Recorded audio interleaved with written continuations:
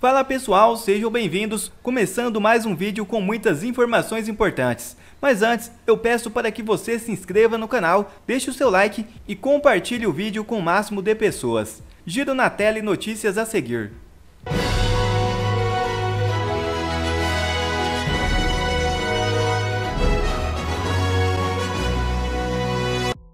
Sebastião Coelho afirma que todas as decisões demorais no STF sobre o 8 de janeiro deverão ser anuladas.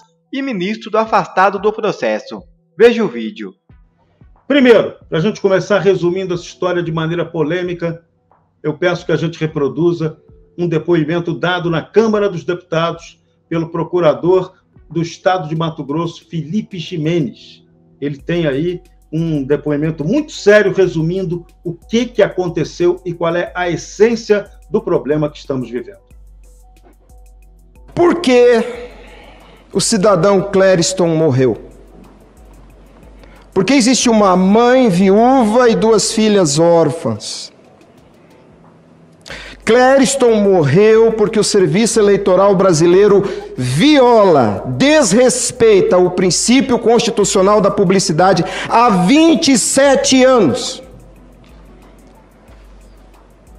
O Serviço Eleitoral realiza um ato ilegal, inconstitucional e antidemocrático. Eles que gostam tanto de acusar tanta gente de atos antidemocráticos, pois a contagem eletrônica de votos é secreta, e a contagem eletrônica de votos, por ser secreta, ela viola o princípio constitucional da publicidade e é, sim, ilegal, inconstitucional e antidemocrática. Por quê? Porque tira do povo o poder sobre a eleição. Se houvesse contagem pública de votos em outubro do ano passado, não haveria manifestações, não haveria acampamentos, não haveria o dia 8 de janeiro e Clériston não teria morrido nos porões do STF. Sigam essa linha de causa e efeito, causa e efeito. Entendam, há um cidadão brasileiro que morreu nos porões do STF, porque o STF e o Tribunal Superior Eleitoral não respeitam a Constituição Federal deste país.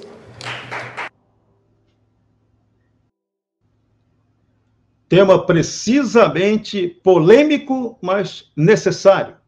E, infelizmente, nossas autoridades judiciárias não estão permitindo o devido debate sobre o aprimoramento eleitoral no Brasil. E aí toda a confusão. E aí tivemos agora um presidente, o ex-presidente da República, Jair Bolsonaro, que está com seus direitos políticos suspensos porque questionou esse problema eleitoral durante a sucessão. E fato gravíssimo da própria eleição passada e que também não pode se repetir da mesma forma como não pode se repetir o 8 de janeiro. Nós tivemos uma eleição onde o Estado de Direito foi atacado, com censura, com o TSE legislando em vez do próprio Congresso Nacional. Então, são esses assuntos que, a partir de agora, nós vamos tratar nessa nossa live. O aspecto jurídico, o pós-8 de janeiro. O que aconteceu nesse país antes, durante e depois, que está nos levando a dizer claramente que estamos em um estado de exceção. Estamos com a nossa democracia relativizada. E amanhã, por ironia, vamos ter em Brasília uma celebração no Congresso Nacional, no Salão Negro do Congresso Nacional, com 500 pessoas convidadas pelo governo para celebrar o que eles estão chamando de democracia. Que democracia é essa? É essa democracia. Nós vamos debater a partir de agora com os nossos convidados. Carolina Siebra, advogada, e Sebastião Coelho, advogado e ex-juiz, um homem corajoso, aquele que teve a determinação de apontar as coisas erradas no momento certo, questionando até o problema eleitoral. Boa noite para vocês. Obrigado por essa participação nessa live e vamos lá, vamos aos fatos. Deixo para vocês agora o retrato triste do desrespeito ao Estado de Direito no Brasil. Exatamente, Serrão. Muito obrigada por estar conosco aqui nessa live. Também faço parte da ASFAV, vou me apresentar. Meu nome é Carolina Siebra, sou advogada, atuo nos casos do dia 8 de janeiro e também sou advogada voluntária da ASFAV. Dr. Sebastião Coelho acompanha a gente, né? E é, assim, uma tristeza para mim, enquanto advogada, desde o dia 8 de janeiro, atuar nesses casos, vendo tantas ilegalidades acontecerem. Eu já acompanhava as ilegalidades através do STF há muito tempo, mas quando bate na nossa porta, o gosto é diferente, né? O sabor é diferente. E aí a gente vem acompanhando desde a incompetência do STF para julgar esses casos. Afinal de contas, dentre essas mais de 1.000 pessoas, não temos nenhuma sequer que tenha foro por prerrogativa de função, que faria com que elas devessem ser julgadas pelo STF.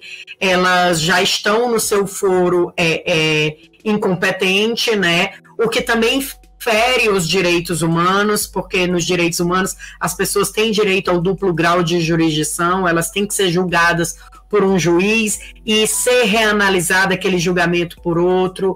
E aí a gente tem um impedimento do ministro Alexandre de Moraes, que é um impedimento que ele é claro desde o início de todo o processo, mas agora essa semana a gente teve uma confirmação pela própria boca dele, né? Com aquelas falas onde ele traz que existia uma conspiração para que ele fosse assassinado.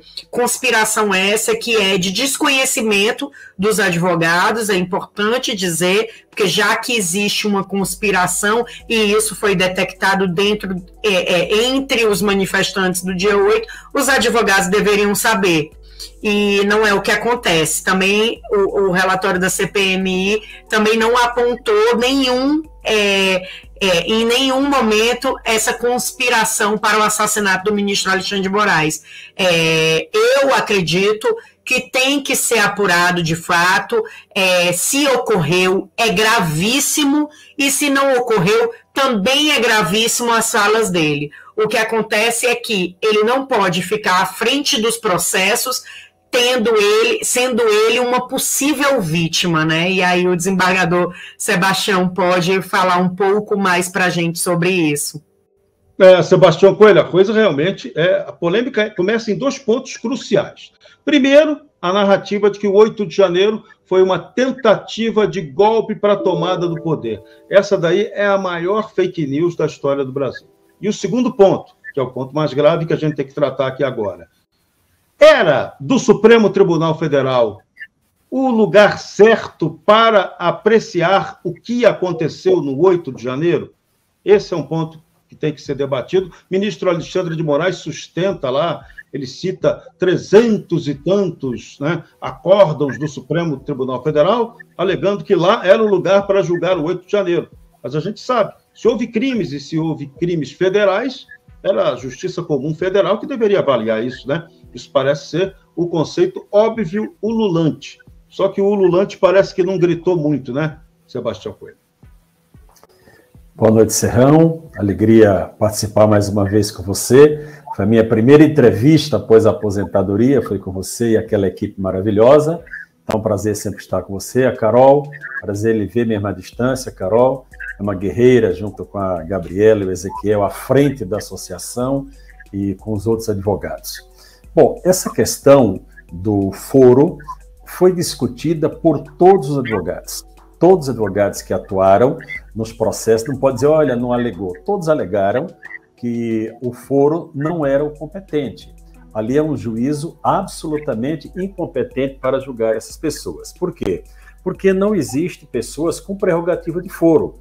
sendo julgado no Supremo. Mesmo quando existem pessoas com prerrogativa de foro e outros que não têm, eles separaram. Isso começou com Barroso, naqueles casos lá de Minas Gerais, do governador de Minas Gerais. Mandou para a primeira instância, deixou na segunda instância, na Suprema Corte, só aqueles que estavam com mandato parlamentar. Essa é a primeira questão. A situação ela vem para muito esdrúxula. Imagina o seguinte, ele diz que estão ali porque tem pessoas com prerrogativa de foro. Não existe uma só pessoa com prerrogativa denunciada. Então, veja a situação que pode ocorrer. Todas essas pessoas serem julgadas pelo Supremo Tribunal Federal, sem direito ao duplo grau de jurisdição, como a doutora Carol acabou de explicar, e não ter nenhuma pessoa, nenhum parlamentar processado no Supremo Tribunal Federal. Então, vão essas pessoas todas condenadas por um juízo incompetente sobre a alegação de que existem parlamentares e não existe. Não é? Então, essa é uma situação muito aflitiva. O ministro relator, ele já foi denunciado todos os abusos que ele já cometeu. Mas essa afirmação dele, esta semana, de que seria vítima de um enforcamento, de um morto por enforcamento. Aliás, ministro, o senhor só pode ser enforcado por sua própria língua, pelo que o senhor fala toda hora. Então, o senhor vai apertando a corda no seu pescoço, pelo que o senhor fala todos os dias. Isso pode acontecer, mas pelas pessoas, duvido. Agora, são duas situações. Se esse fato for verdadeiro, deveria ser do conhecimento de todos os advogados e o ministro deveria ter se afastado do processo. Ele é parte, se ele for vítima se esse fato for verdadeiro, ele é uma vítima, tá certo? Então ele é parte do processo. Ele não pode ser o julgador. Veja que o próprio diretor da Polícia Federal disse desconhecer o fato. O secretário executivo do Ministério da Justiça, que sabe de tudo, foi interventor na segurança pública de Brasília, não conhecia o fato. Então, a situação ela é gravíssima. Nós estamos tratando aqui da situação jurídica, que é o que nos interessa, né, Carol? Enfim, do que pode ser feito por essas pessoas que estão indevidamente, injustamente processadas, mas isso tem que ter consequência no âmbito institucional, no âmbito político. Se essa afirmação não for verdadeira, o ministro perde toda a credibilidade da vida dele inteira. Mas nós temos que tomar essa informação não com a gravidade de que poderia acontecer, mas que um maluco qualquer pudesse, num grupo lá, ter dito que vamos matar o ministro por enforcamento. Aquela questão de ir para Goiânia até o tiro fora. Veja, se isso aconteceu e ele está relatando, ele está se colocando na condição de vítima. Ele se sentiu intimidado com aquela situação, embora ele relate, tem aquela segurança toda, não é? Então, essa situação, nós estamos conversando, Serrão, nós os advogados, esses jovens aí mais à frente, evidentemente, mas nós vamos entrar com as medidas judiciais cabíveis para anular todos esses processos. Por quê? Quando o juiz ele é declarado suspeito, todos os seus atos decisórios são anulados. Não é isso, Carol? Todos que ele participou como julgador, todas as medidas cautelares que ele decretou têm que ser anuladas. A Carol poderia completar essa Mas aí que é o drama em que eu gostaria de entrar com vocês, né? Duas perguntas que eu vou fazer básicas para vocês tentar esclarecer para o mundo jurídico ficar bem entendido. Existe quarta instância do Poder Judiciário no Brasil? Eu tenho dúvida, eu acho que não existe. Mas essa é a primeira pergunta. E a segunda, a quem vocês vão recorrer se esse julgamento foi promovido por aquela que se considera a máxima instância judicial do país? Bom, Deus agora vai ter que criar um tribunal novo para ajudar os brasileiros? Então, Serrão, é interessante porque existe uma fala do próprio ministro Alexandre de Moraes que ele diz que um dos benefícios ou malefícios do STF é errar por último, né? Então, assim, ele erra por último na vida de mais de 1.500 pessoas. E isso é um grande problema que a gente tem hoje, né? Ele não poderia trazer essas pessoas para serem julgadas ali pelo STF. Um dos nossos maiores problemas desde o início e dos maiores pedidos que a gente faz, não é que essas pessoas sejam livradas de responder alguma coisa, não, mas que elas respondam dentro do limite da legalidade. E dentro do limite da legalidade, essas pessoas não estariam presas.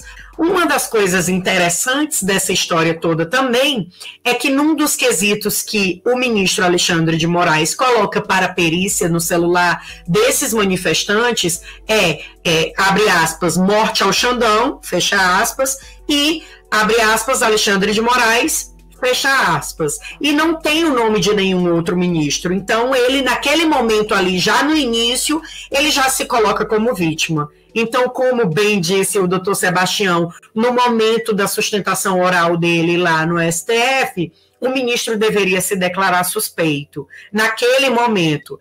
E assim, a gente viu, naquele mesmo momento, um ar de zombaria, né? Um ar de deboche dele. Ele deu um sorriso como quem diz assim, claro que não. Os que quebraram têm que ser punidos dentro da legislação, os que não quebraram, só adentraram, têm que responder por isso também, mas a gente tem que afastar essa tese fantasiosa de que houve uma tentativa de golpe de Estado no dia 8 de janeiro de 2023, porque foi impossível se tentar um golpe de Estado naquela ocasião. E o mais grave de tudo é que essa tese ela foi apresentada exatamente no próprio dia 8. Então, a partir do dia 8, você já sabia, você já tinha o Tribunal Superior Eleitoral, o Supremo Tribunal Federal, o Congresso Nacional e a Presidência da República como vítimas do 8 de janeiro. E vítimas que prometiam punição exemplar àqueles que praticaram aquele ato. Ou seja, para que aquilo nunca mais se repita, para que a oposição àquele governo que estava assumindo se intimidasse, sofresse ali todos os rigores da lei e que começasse o governo, né? Que começasse a ditadura disfarçada. Então, esse é o ponto crucial, Sebastião Coelho. Me permita uma coisa. Olha, há questões cruciais nesse processo. Primeiro, o foro incompetente. A segunda, a falta de individualização da pena. O relato que nós vimos no bloco anterior, daquele casal que veio do sítio e esteve ali, se a situação dele pessoal tivesse sido examinada, ele sairia do processo. Então, são situações estarrecedoras. Qual a origem de tudo isso? A origem de tudo isso, Serrão, está no vídeo que você apresentou, muito bem defendido pelo procurador Jimenez, lá do Mato Grosso, que é a questão do descontentamento com a forma do nosso sistema eleitoral. É desconfiança da máquina? Não. A máquina não. Mas é desconfiança das pessoas que controlam a máquina. Porque nós temos motivos de sobra para desconfiar das pessoas que controlam a máquina. Porque eles disseram, nós derrotamos fulano, nós devolvemos mandato para fulano. Então, o povo brasileiro tem o justo e legítimo direito de desconfiar das pessoas que controlam a máquina. Agora, nesse processo todo, nós poderíamos dizer que é o processo do senhor ministro Alexandre de Moraes. Isso aqui tem que ficar registrado para a história. Quando ele determinou o afastamento do governador do Distrito Federal, naquela mesma decisão ele colocou que existiam pessoas que tentaram contra o Estado Democrático de Direito, tentaram dar golpe de Estado, que, enfim, até terrorismo. As pessoas foram taxadas de terrorismo por muito tempo. Na hora da apresentação das denúncias, a Procuradoria da República tirou esse tipo penal. Mas, olha, a Procuradoria da República, o Ministério Público, para ficar mais claro para a população, é um ator importantíssimo desse processo. Por quê? Porque o subprocurador-geral que fez a denúncia, não vou citar o nome dele, enfim, até eu cometi um ato falho na minha sustentação oral, enfim, mas não vou nem relatar aqui, mas o seguinte, ele fez exatamente na denúncia o que o Alexandre de Moraes propôs. Então isso só é um escândalo absoluto, isso é um escândalo absoluto. O Ministério Público, eu falo isso assim com muita tristeza, uma instituição importantíssima para o nosso país, relevantíssima. Eu lembro quando teve a proposta da PEC 37 para limitar as prerrogativas do Ministério Público, nós fomos para a rua, era juiz da ativa, da associação, fomos lá, não, isso não pode. Agora o Ministério Público tem que ter autonomia para dar tranquilidade à população. Então, essa ação do Ministério Público, com todo respeito, senhores procuradores, foi uma ação menor. Os senhores diminuíram, os senhores, não foi ninguém não, os senhores diminuíram a vossa instituição. E agora estão querendo diminuir mais ainda, forçando pessoas a assinarem propostas, confissões de culpa para se livrarem do processo. Eu já disse e repito, eu jamais assinaria aquilo que eu não sou culpado. Eu aconselho a arcar com as consequências. Agora, cada um tem a sua limitação. Nesse momento, eu paro por aqui. Mas com a expectativa de que o senhor Alexandre de Moraes, ele saia do processo. Se não sair, ministro, nós vamos lhe retirar. Entenda que nós vamos lhe retirar. De uma forma, o senhor vai sair desse processo. Creia nisso. Moraes põe a PF para cumprir mais 46 mandados de busca e apreensão e um de prisão preventiva. A Polícia Federal cumpre na manhã desta segunda-feira mandados contra suspeitos de financiar e fomentar os atos de 8 de janeiro de 2023, há exatamente um ano. Estão sendo cumpridas 47 ordens judiciais, 46 mandatos de busca e apreensão e um mandato de prisão preventiva. Os nomes dos alvos ainda não foram divulgados. As ações são cumpridas no Distrito Federal e em vários estados, como Bahia, Rio Grande do Sul, Mato Grosso, Goiás, Minas Gerais, Maranhão, Paraná, Rondônia, São Paulo, Tocantins e Santa Catarina. A operação é autorizada pelo Supremo Tribunal Federal. O ministro Alexandre de Moraes também determinou ainda bloqueio e indisponibilidade de bens, ativos e valores dos investigados. Certeiro, Bolsonaro responde Barroso sobre o que há por trás do 8 de janeiro. O presidente do Supremo Tribunal Federal, Luiz Roberto Barroso, afirmou: houve uma imensa falha no serviço de inteligência, tanto da polícia quanto dos militares. Ou se não foi falha no serviço de inteligência, foi cumplicidade, o que seria pior ainda, afirmou o magistrado. Então houve falha no serviço de inteligência e houve falha nas forças de segurança. A PM não estava na rua, nem chegou a tempo razoável, nem o batalhão da presidencial. Ali houve uma mistura de omissão, incompetência e cumplicidade, disse Barroso. Certeiro, o ex-presidente respondeu: parabéns, ministro, a verdade precisa ser exposta. Falando em 8 de janeiro, aí vai uma pergunta. Você sabe o que realmente aconteceu antes, durante e logo depois dos atos? Questionou Bolsonaro. Quer ver mais vídeos como esse? Então inscreva-se agora mesmo no canal, deixe o seu like e compartilhe esse vídeo com o máximo de pessoas. Assim você vai estar me ajudando demais. Fico por aqui, um forte abraço e que Deus abençoe a todos. Brasil acima de tudo e Deus acima de todos.